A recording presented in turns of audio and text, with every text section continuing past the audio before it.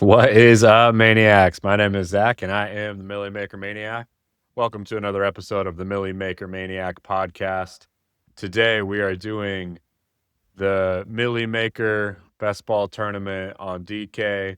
This is their $20 million guaranteed prize pool tournament, with first place being $3 million bucks. How awesome is it that we get to spend an evening just spending $25 and giving ourselves a shot at $3 million bucks, and we get to talk some ball while doing it? That is the absolute dream. So we're in a draft right now, waiting for a few more people to get in here. While we're waiting for this room to fill up, let's walk through the structure of this tournament. So it's a 4-round tournament. The first round is weeks 1 through 14. We're now in a pot of 12. We'll be drafting with 12 people. 2 people out of that 12 will advance to week 15. If you make it to week 15, you're guaranteed $40, so you get $15 on top of your investment. Obviously not a huge takeaway for a 14-week season to that point, but you're at least not losing money. This is a very top-heavy tournament.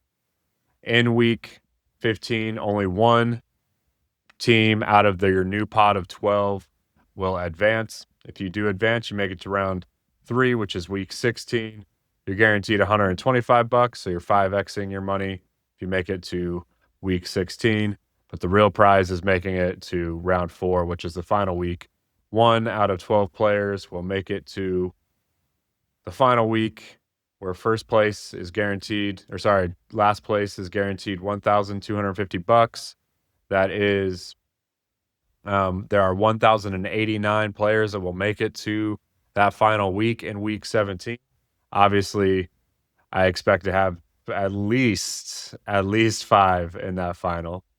But no, if you do the math, if you just advance at a normal rate, if you max this tournament at 150, you're still only 10% to have one team make it to the final. It is very hard to make it to this final. But the cool part is when you get to the top, if you make that final and you have a good day, $3 million to first place. Second gets $2 million, third gets $1 million, and even the top 15 people make 6 figures. So it is a pretty awesome tournament. Like I said, it is fun to be able to spend an evening spending $25 and giving ourselves a shot at winning $3 million. Now let's let our ball knowledge win us some money here. So we are on the clock at number 2. We are going ahead and take Bijan Robinson. I want to get some more Jamar Chase, but I only have 4% Bijan in this tournament.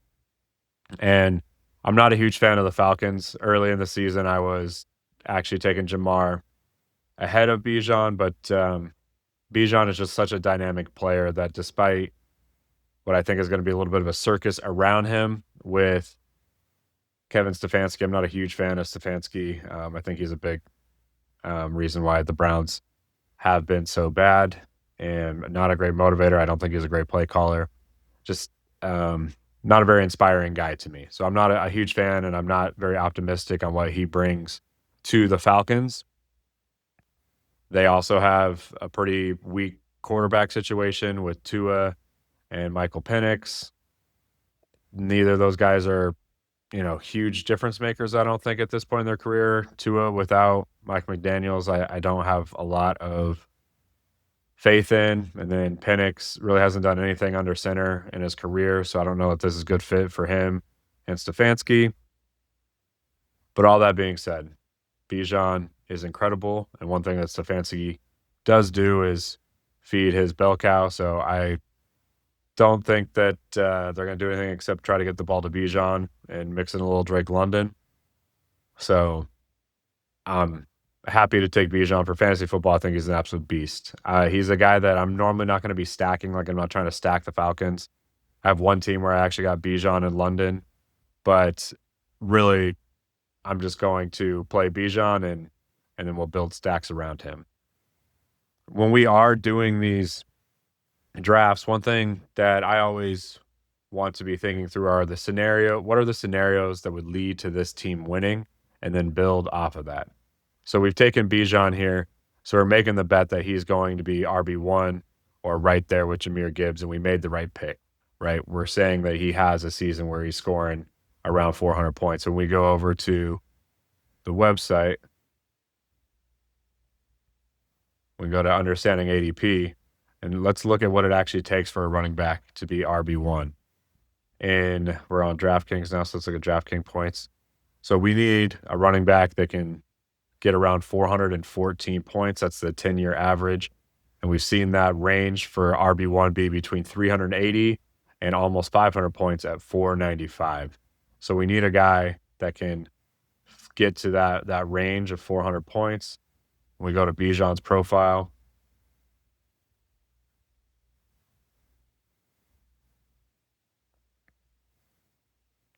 We can see that last year he was right there. He was right at that 394 number. We go down to his career stats. We look for DK points over here. Oh, it's advanced stats. Sorry. Here we go. Year by year. And his DK stats. Last year was his best year, but he has that in him. He's an ascending player. He just signed a deal with the Falcons. Like, he's definitely capable of that. So we're going to play it that Bijan scores 400 plus points this season, and then we made a good pick here. Really, that just gives us a little flexibility on our structure where we can go hero RB. I'm going to take Nabers here. I think Nabers, if he was healthy and we knew for sure he's going to play week 1, like he wouldn't have got hurt last year, I think he's probably the number 6 pick off the board if he was healthy. But obviously that wasn't the case. But it's trending towards him playing week 1. Even if he doesn't play week 1, he's a guy that can win a best ball tournament for us. I'm going to go with Rashee Rice here. I just think he's likely going to get too much volume to ignore. Like, his ceiling is wide receiver 4 or 5, I think. I think that's definitely in the range of possibilities if he stays out of trouble and he stays healthy all year, which is definitely a pretty big question mark, obviously. But I think he's very capable of doing that. I think, if we're going to put a number on it, I think he plays all 17 games and doesn't get suspended and is healthy, let's say maybe 25% of the time. Maybe that's low. But if he does that, he's going to pay off that ADP because he's going to be just getting peppered with targets. That's how they run this offense. If there's scenarios where there are scenarios where it doesn't work out that way, right? Where maybe the Chiefs struggle and they decide that they're probably going to move on from Rice. Maybe they give like Cyrus Allen more run, or maybe we see some Jalen Royals action or something along those lines. But they try to see what else they have in because he's going to be becoming a free agent. There's a chance that they don't want to re-sign him. So there is a floor there, but I think there's also a ceiling. Like, is it too crazy to think that Patrick Mahomes has a 40 touchdown season again? Like, that's not insane. Like, that's definitely something that Mahomes can do. Mahomes is one of the best quarterbacks in the league. He's got Eric Bieniemy back as his offensive coordinator. They had a lot of success together. They have a running game now. And I think that Kenneth Walker, if he stays healthy throughout the year, is an absolute smash. But I also think he's going to be involved in the passing game. So I think there's a lot of value there for Mahomes. But in general, that's going to help the offense move. You have that combination of the offense moving better because of balance. That's going to create opportunities for more big plays that we haven't seen recently from Mahomes. But throughout his career, we have. If we go back over to the website and we look at our boom game history, when we look at a quarterback's career and we go to the highest boom rate percentage, and a boom game for a quarterback is over 25 DK points, he's done that 42% of the time in his career and is QB1. And that followed by Josh Allen and Lamar Jackson on this study that I did on boom games. So moral of the story, he's more than capable of having huge seasons. I think if that run out happens where more Mahomes has that big year, that Rice likely is a guy that has like 100 catches, 1,300 yards, and 10 plus touchdowns. Like, that's the type of ceiling that he has. So I want to build teams revolving around that outcome. So we'll definitely try to get Mahomes around that 90 mark when we get there. So let's look at what picks we do have to kind of plan that out. So yeah, so the goal would be to get Mahomes at either 95 or 98. So we'll keep an eye on that when we get to that point. I think it is important to start planning out your stacks as you're going into the draft, as you're going through the draft, to have a plan. Okay, so coming up here, we're in a spot where we can pretty much go any direction. We got two really solid wide receivers. We're going to play it as if both these guys hit and hit hard. So Nabers comes out and is a top 12 wide receiver year round, has a lot of boom games. He could have a huge week in week 17 too against the Cowboys. But yeah, so we've got a really solid running back, two solid receivers, all with really high ceilings that we're thinking all three are going to be hit. And this team is off to a hot start. I kind of I'm intrigued on taking Skattebo here. If he falls, he does. So we are going to go Skattebo. We'll get that giant stack with Malik and Skattebo. If both those guys stay healthy and hit their ceilings, this could be a really fun team. We'll probably try to add Dart now too, and then we could add Likely, but beyond that, I really wouldn't want to add anything else from the Giants there. There's a lot of downside to that pick as well. All right, well, Tuten has been rising up draft boards, but we're going to get him a little bit below ADP here. You can see I've got a ton of Tuten, making a big bet. I got 41% Bhayshul Tuten so far. But yeah, this seems like a great spot for him. We're really solid at running back now with Bijan Robinson, Cam Skattebo, and Bhayshul Tuten.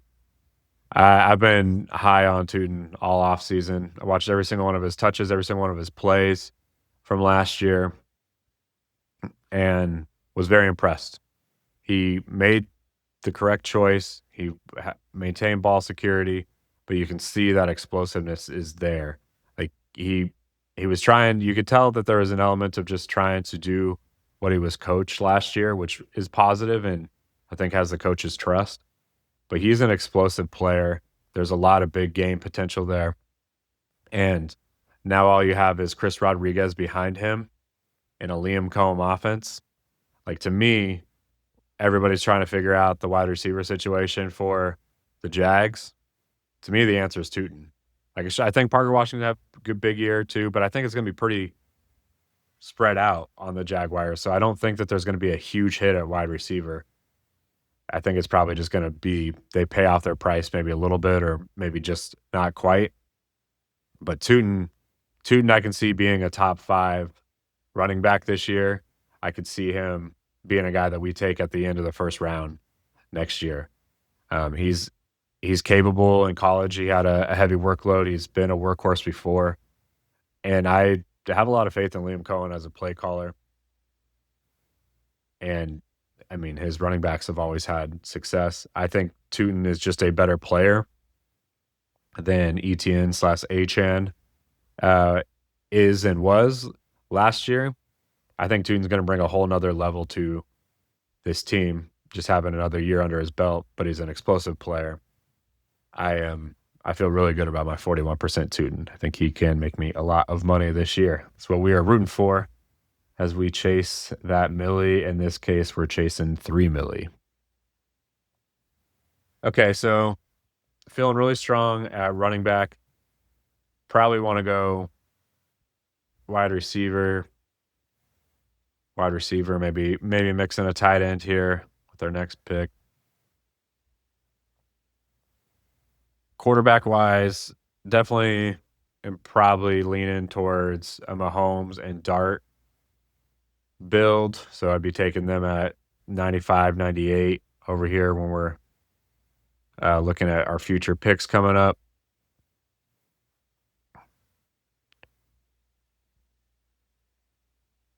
And we can build another stack off of that later if we come across something. I've been doing a lot of teams where I get like Fannin or Concepcion and then add on Shedeur at the end. We'll talk more about that if we get there. Get that set up. But I think there is some late quarterback option that we can consider as well if we want to add a third. But with Mahomes and Dart, if we're playing that they both hit their ceiling, or even if just one of them hits their ceiling, we'd probably be good at quarterback there. So 2 QB is okay if that's how it would play. So looking probably wide receiver tight end here, unless we get a real good value. But yeah, we'll go wide receiver tight end. So Harrison, we could go Thomas Jr. and add to our Jaguar stack. Pull up Kraft as well.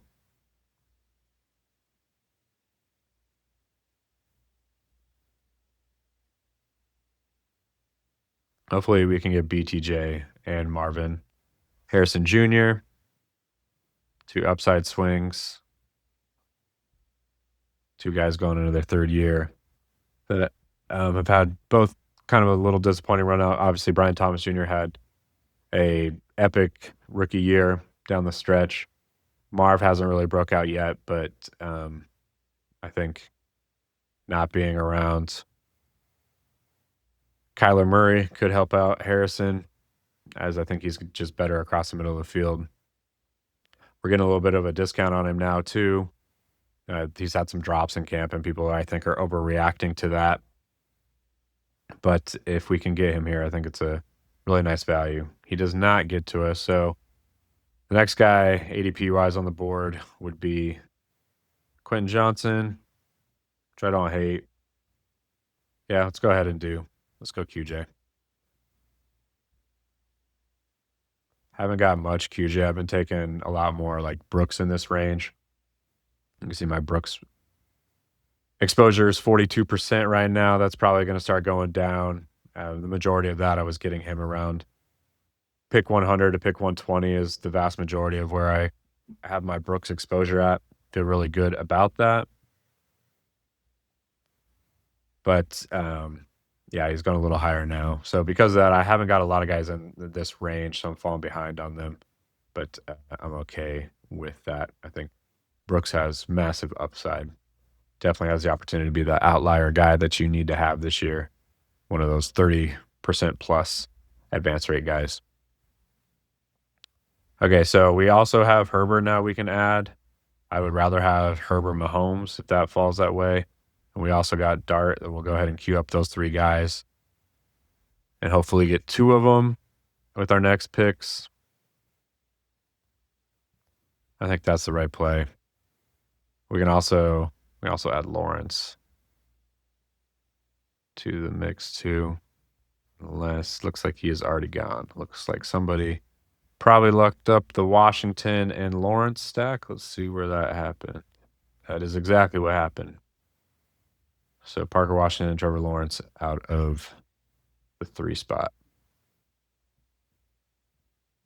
Liking the team so far.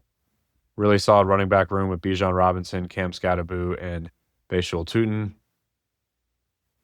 Then a pretty solid wide receiver room with Malik Nabers, Rashee Rice, Brian Thomas Jr., and Quentin Johnson. 2 wide receiver 3 and 4, I think, are definitely going to be guys that are boom and bust players from a week-to-week basis. Like, they'll probably end up being right around where their ADPs are as far as, like, their finish. But I think that their points are probably going to come in bunches and on big plays for both of them. So we might want to get some more, like, stability guys later on in the draft at wide receiver. Also kind of want to make it a priority to get some of these like more premium handcuffs that are starting to come into play. Like I want to get some more Jaden Blue, some Marshawn Lloyd. Got a good chunk of Ray Davis and Tank Bigsby, but those type guys that I think have ceiling if there's injury in front of them. And even with Jaden Blue and Marshawn Lloyd, I think they can both just kind of earn more playing time. Javonte, I don't think is a super talented guy. Javonte Williams, relatively speaking. And so I think that there is potential for Blue to maybe just overtake him as the season goes on. And Marshawn Lloyd, like Jacobs is 29. Definitely might start to see him deteriorate a little bit as he's had a really heavy workload throughout his career. And then Yeah, I mean, Marshawn Lloyd has shown out really well in practice so far in training camp. The key with him is just staying healthy. If he stays healthy, he is a really has the potential to be a great pick to be a league winner type guy. Look at that. Herbert falls all the way to us at pick 85. So we might be able to get Herbert Mahomes here, which I like a lot.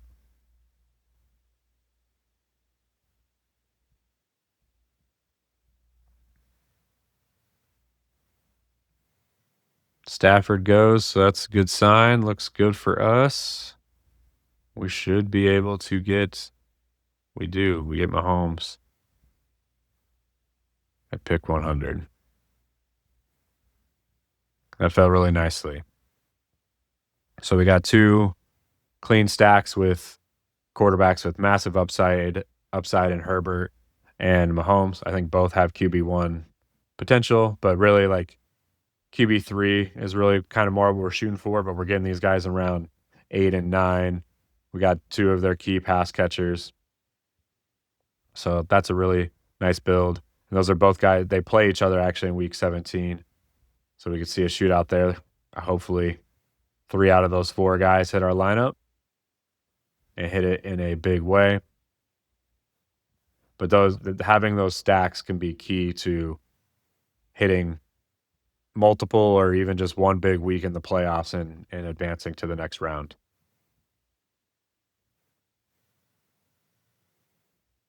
Okay, so we are at a 2-3-4 build right now. Very balanced team in strong positions at all 3 positions. Only thing we are missing is tight end, but I like attacking tight end at the end of drafts, so I think there's a lot of value that we'll be able to get out in those last few rounds. This could be a team like we might add like a Charlie Kolar, maybe even like an Njoku. If Gadsden falls to like round 19 or 20, we can look at that too. He has been just working with the third team recently though, so probably don't want to get too much more Gadsden unless he's super cheap.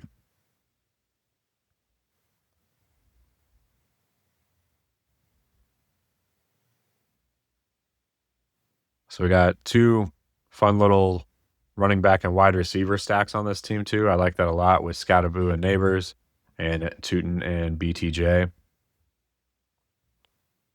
Yeah, I like how this has fallen quite a bit. So let's make sure we land the plane here.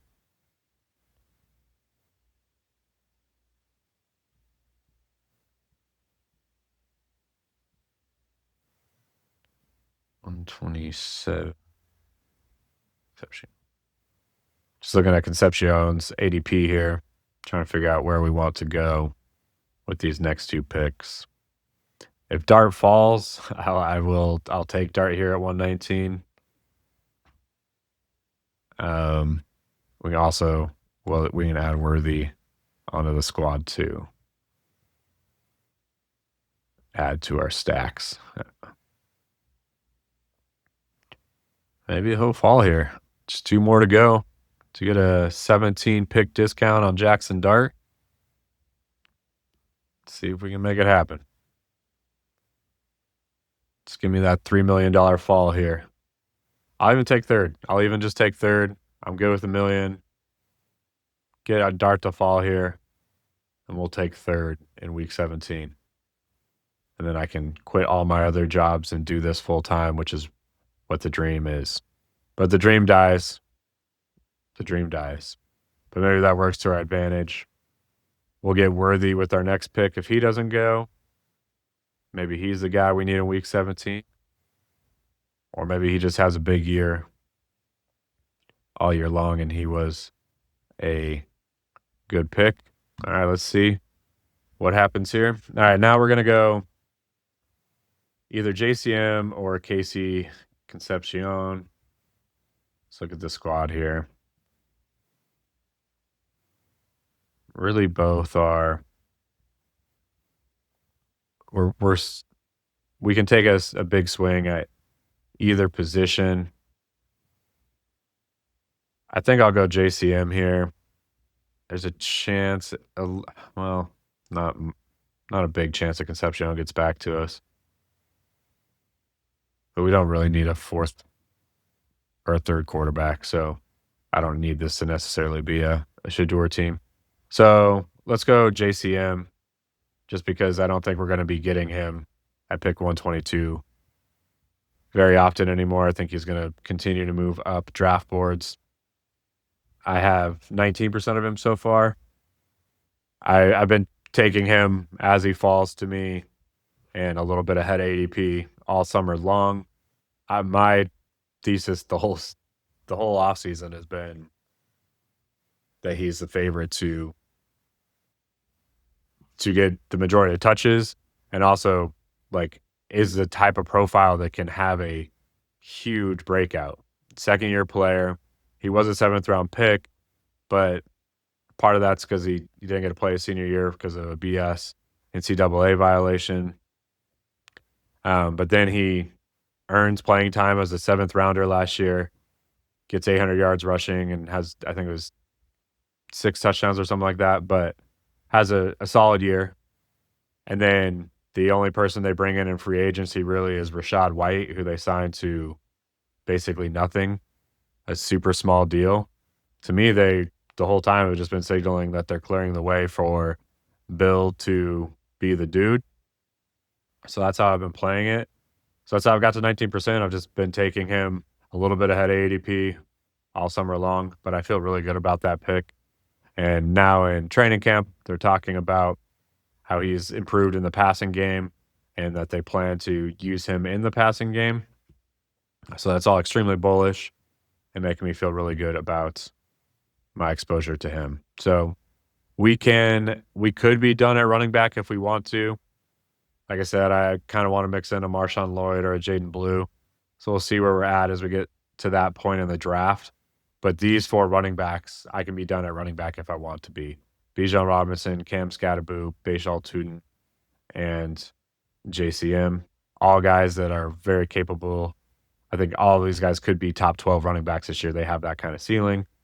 Tuten and Skattebo, I think they both have top 5 ceiling. Like, obviously, you gotta squint a little bit. You gotta use your imagination a little bit. But that's what you have to do to win best ball. You can't just go off the median projection. The median projection never hits, and it's not what wins best ball. You need outliers. And I think that these are really 3 profiles at running back that have that breakout potential and big game potential. Okay, so we still do not have a tight end. We could take, let's see. Yeah, likely's already gone. So go by ADP.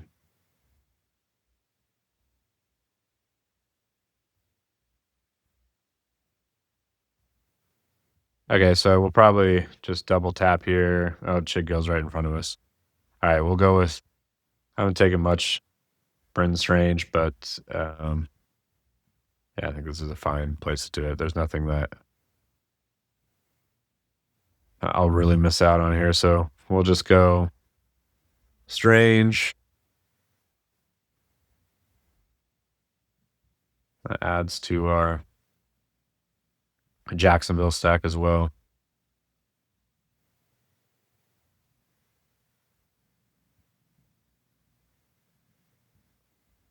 All right, we'll go. I don't have much Juwan Johnson, but it seems like a good spot for it. So we go double tap, tight in there. Either guy's not going to have huge ceiling, but these are guys that can get us through. Tight end is a position that is the lowest scoring of all the positions. So we can get by with just a chunk of usable weeks. I would like to probably take a swing at somebody like Terrence Ferguson, maybe with the pick at 170. It'd be quite a bit above ADP. We could try to see if he'll fall to us at 191. We'll see what the room's looking like when we get to pick 170 as far as how many tight ends are on the board and what everybody's tight end situation is looking like on the way back to kind of gauge if we need to reach or not.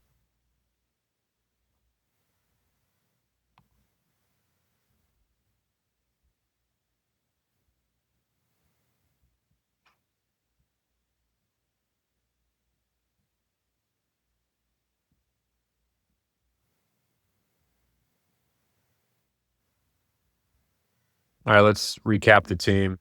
We're currently 2 quarterbacks, 4 running backs, 5 wide receivers, and 2 tight ends.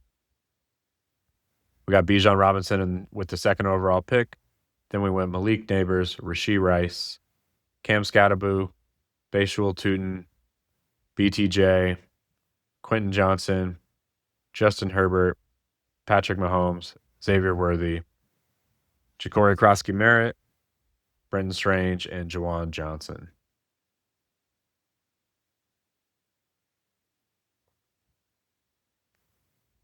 So got a lot of correlation here. Our first stack are the Giants with Skattebo and Nabers. I think those are likely to be the top 2 guys. Obviously scoring fantasy points out of that offense. If they both stay healthy, those could both be smash picks.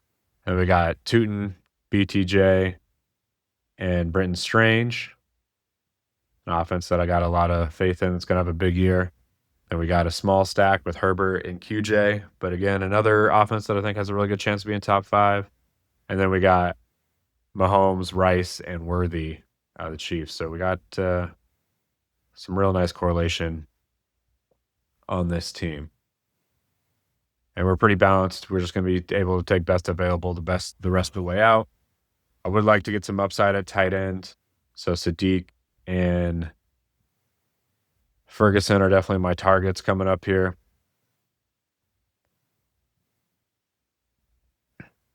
Although I'd rather get them closer to 190, but we'll see how it's looking when it gets to us.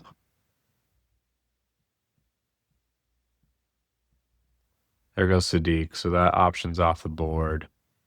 So probably just need to go Ferguson with one of these 2 picks. His ADP right now is at 188, I believe.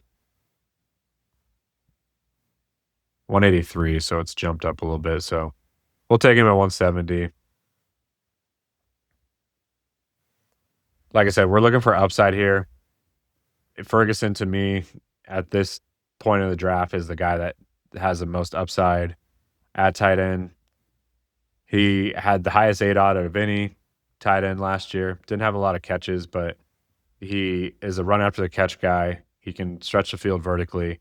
And I want to make bets against Devontae Adams. I think that he was showing multiple signs of being diminished last year. And I don't see that turning around. It obviously is likely to be worse. So I want to find ways to make bets against Devontae having another 13 touchdown season. And I think Ferguson is where that offense goes if they can't rely on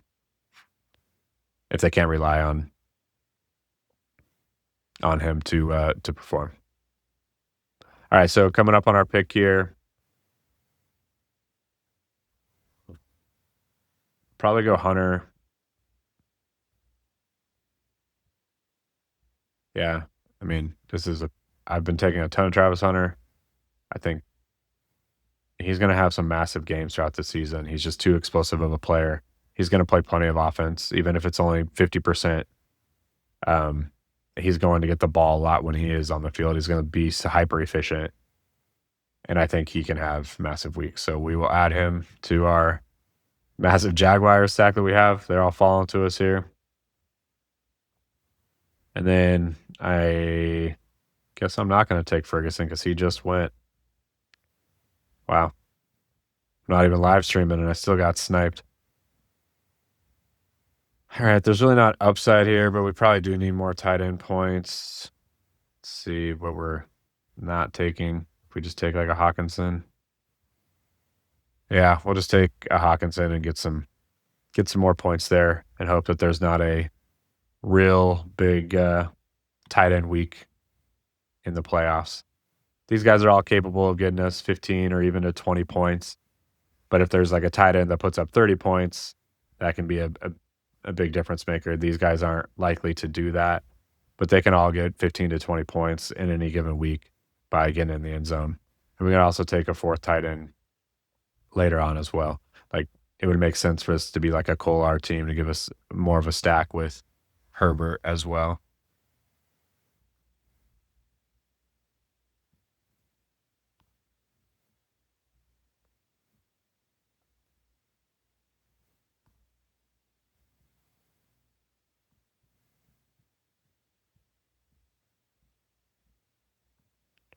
Really no weak spots on this team. Feeling really good about it with a lot of upside.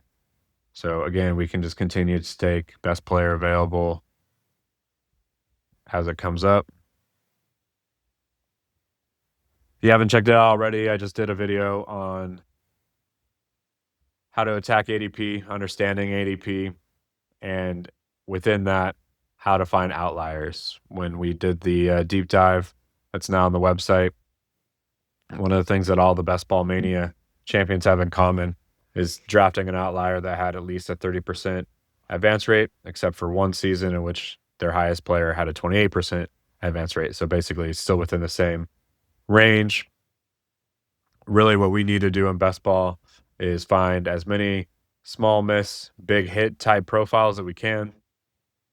I walk through different ways to diagnose those profiles. We've talked about a couple of those profiles tonight. This team is chock full of them, where like guys like Bhayshul Tuten, Skattebo, Malik Nabers, Rashee Rice. These are all guys that I think. I mean, there is floor, like there is big miss with some of these guys, but there is a lot more big hit to me. JCM is another guy. He's a guy that I think where we're getting him now. Was that round 9 that we get him in? That we got him in today? Round 11, sorry. Round 11. Like if he has 800 yards and 4 or 5 touchdowns, like that pays off that ADP. But I think he has, potential for 1,000 yards rushing, maybe 1,100 yards rushing and 10 touchdowns and, maybe 300 or 400 yards passing. Like I think that's all, or receiving. I think that's all within the range of outcomes. And if he really is just good, like crazy good, and was just overlooked in the draft process, like I think there is that ceiling too, where he just goes out and crushes and is like a superstar. I think that's in the range of possibilities. Not likely. None of these things are likely, but we got to be looking for those outlier outcomes, guys that have that potential. We got to have a little imagination with that. It's not just looking at the median projection. It's looking beyond that, looking where opportunity could increase, looking for offenses that are going to move the ball and score a lot of points. And I think a Jaden Daniels-led offense is one of those offenses.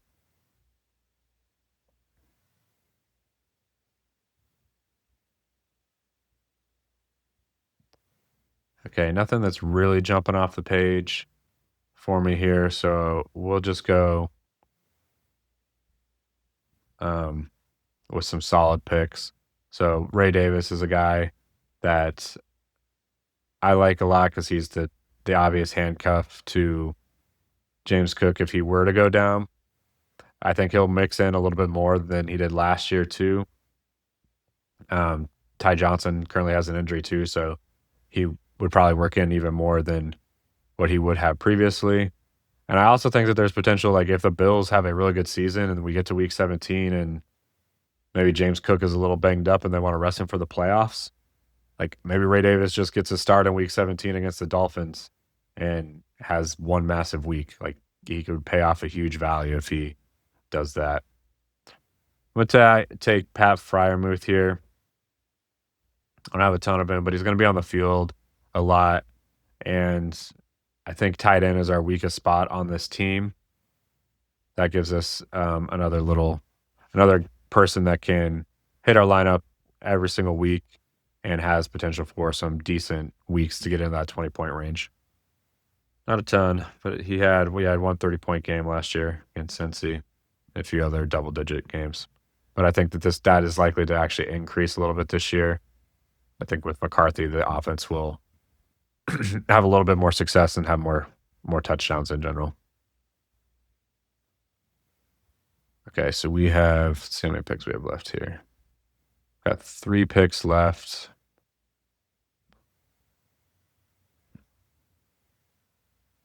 Just 2 quarterbacks, but I think we're just going to keep it that way.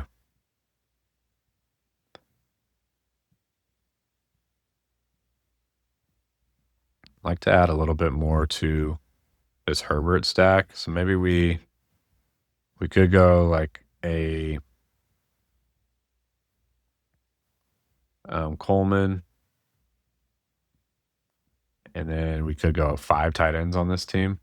Not a build that I normally do, but can mix in. Or I said Coleman, but Brendan Thompson was who I was meaning. We mix in Kohler. We'll put Njoku in the queue as well.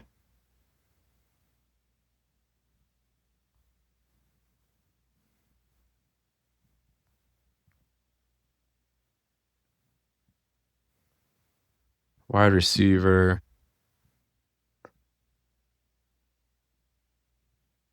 Pat looks like Pat Bryant. Oh, no, there he is.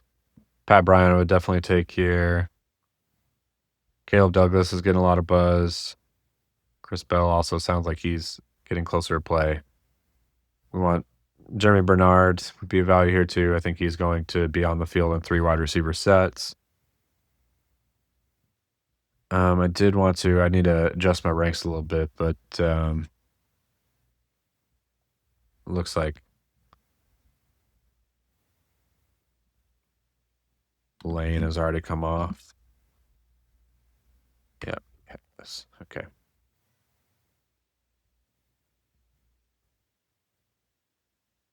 Yeah, I probably just want to finish out at wide receiver here.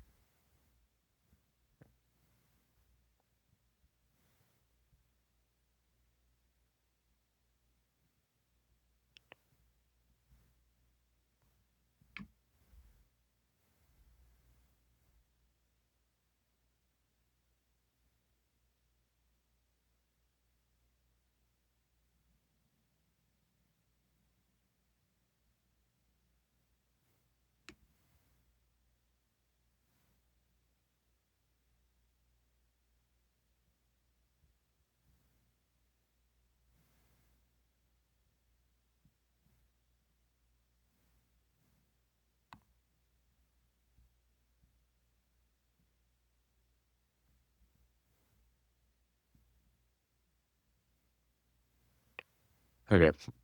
I'm just going to go wide receiver. I was thinking about going Njoku there to get some more correlation with Herbert, but we're just going to keep a skinny stack with Herbert and QJ and just add guys that I think have potential value at wide receiver down the stretch here. Nice. We got a Ricky Pearsall team just drafted in the Best Ball Millionaire tournament. Love that. I'll take next pick. I would take Tyquan Thornton, I think. See, I want to make sure Cyrus Allen's already gone. Yeah, he is. Okay.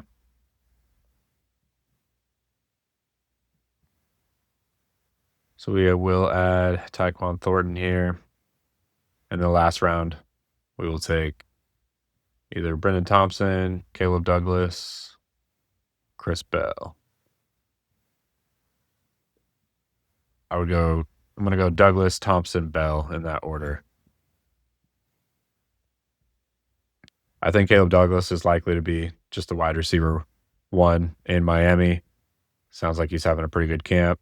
They don't have much to work with, and they want to let the young guys have some run. So they want to find out really this season for the Dolphins is going to be finding out whether or not Malik Willis is their guy for the future and finding guys that they're going to make part of their core, but they know that they're a long ways away. Their highest paid player is Tua Tagovailoa this year, so and he is obviously playing for the Falcons. So they're going to need they're not going to win a lot of games, but they're going to have I think they're going to have a really competitive environment in that locker room, and there's going to be a lot of guys that are trying to earn a long career in the NFL. And I think Douglas is a guy that a lot of people think was overdrafted, but is in a position of opportunity. So I want to mix in some shares of him. See how much do I have of him right now in this tournament. I have 11% Chris Bell. Oh, it looks like Douglas went off, so can't check that right now. Just went off the board. I think I have about 9% Douglas. So now we're looking more in the Brendan Thompson range. Reports have been good for him out of camp. And he's a guy that when he does hit the lineup, it's going to be like, I think 60-yard bomb type scenario. So he'll have random weeks with big plays. But that when that happens, it's likely that our quarterback up here, Herbert, is having a good day if he mixes in a 60-yard bomb. And we're looking for those spike weeks. Or I think Herbert's going to have a lot of those spike weeks this year. And I think those spike weeks could be very tightly correlated to a guy like Brendan Thompson. So hopefully that falls to us. It'll be a nice way to finish out this draft and have a good chunk of really nice stacks, some high ceiling stacks and offenses that definitely have the potential to be top 5 NFL offenses, top 5 scoring offenses, and top 5 fantasy football offenses, is which is the part we care about the most. Talk a little bit about Shedeur while we let this run out. But you can see on the screen now that I have 18% Shedeur Sanders in this tournament. I think I have closer to like 25% of him across all my tournaments. I just think even if he's not a week 1 starter, which I think he actually will be, but even if he's not the week 1 starter, he will get run at some point this season. And I think he's a guy that is willing to take chances. He's a guy that's going to try to win games. I think he's going to be a guy that's going to be really good at the fourth quarter comeback. And he's also going to be with a coach in Todd Monken, who isn't going to try to play the same way that the Browns played last year with the scared approach, trying to win games like 13-10. I think they'll air the ball out when they're trailing. He's got the weapons now with Casey Concepcion and Fannin and Denzel Boston. And I think he's actually good. I know that's not a take anybody else in the industry agrees with, but I think he plays confidently. I think he makes elite NFL level throws into tight windows. And if he can get a little bit of help from that offensive line and from his play caller this year, I could see him having 25, 30 touchdowns and being a guy that makes me a lot of money in best ball. But Brendan Thompson does fall to us.